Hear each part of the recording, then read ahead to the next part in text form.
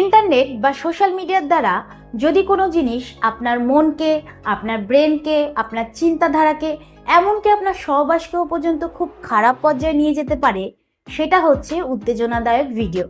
তাই আজকে আমি আলোচনা করব যে এই ভিডিও কি, এর দ্বারা আপনার কি কি ক্ষতি হতে পারে, আর এর থেকে বাঁচার উপায় কি। আপনাকে যখন কোনো জিনিস অনেক বেশি মজা দেয়, আনন্দ দেয় এবং আপনার ভেতরে একটা এনার্জি ফিল করায়, সেটা কোনো খাবার হতে পারে, কোনো নেশার জিনিস হতে পারে, ওষুধ হতে পারে, সেগুলো কিন্তু ধীরে ধীরে আপনাকে নেশাগ্রস্ত করে দেয়। আর এটা কিন্তু একটা সাইকোলজিক্যাল ফ্যাক্ট। ঠিক সেরকমই যে জিনিস চোখে দেখা যায়, কানে শোনা যায়, আপনার ভেতরে উত্তেজনাকে বাড়িয়ে তোলে, আপনার সহবাসীর ইচ্ছাকে জাগিয়ে তোলে, সেটাকেই কিন্তু উত্তেজনাদায়ক ভিডিও বলা হয়। আর আপনি এটা জেনে অবাক হয়ে যাবেন যে এক মাসে ইন্টারনেটে যে সমস্ত ভিডিও ডাউনলোড করা হয়, সার্চ করা হয়, সেগুলোর মধ্যে কিন্তু অনেক গুণ বেশি এই উত্তেজনাদায়ক ভিডিও দেখা হয়। আর এই ভিডিওগুলোর মধ্যে যে সমস্ত ক্যারেক্টারগুলো রয়েছে, সেগুলোকে এরকমভাবে সাজিয়ে গুছিয়ে আমাদের কাছে প্রেজেন্ট করা হয় যাতে আমাদের খুব অ্যাট্রাকটিভ লাগে। আর আমরা ওইগুলো দেখে মনে করে থাকি যে এর মধ্যে তো টানা 40 মিনিট 50 মিনিট ধরে করছে, তাহলে বাস্তব সহবাসে ওরকম হওয়া উচিত।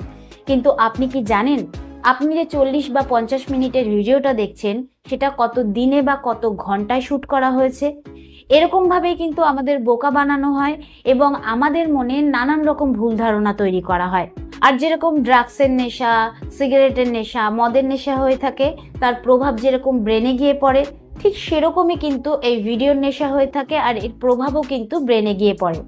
এবং এই সমস্ত ভিডিও দেখার সময় ব্রেনের থেকে কিন্তু এক হ্যাপি হরমোন রিলিজ হয়, যার নাম হচ্ছে ডোপামিন হরমোন।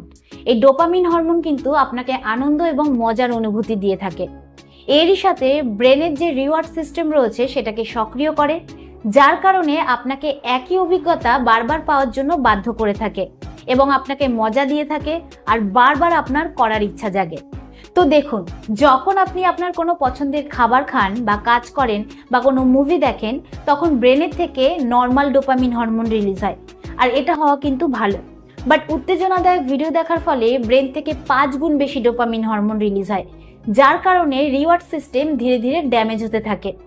এর ফলে আপনার প্রথম তো এই সমস্ত ভিডিও খুব ভালো লাগে এবং আপনি মাঝে মাঝেই দেখেন, বাট আপনার অজান্তেই ধীরে ধীরে যত সময় এগোতে থাকে, এটা আপনার অভ্যাসে পরিণত হতে থাকে বা নেশায় পরিণত হতে থাকে। এবার জানবো অতিরিক্ত ভিডিও দেখলে কি কি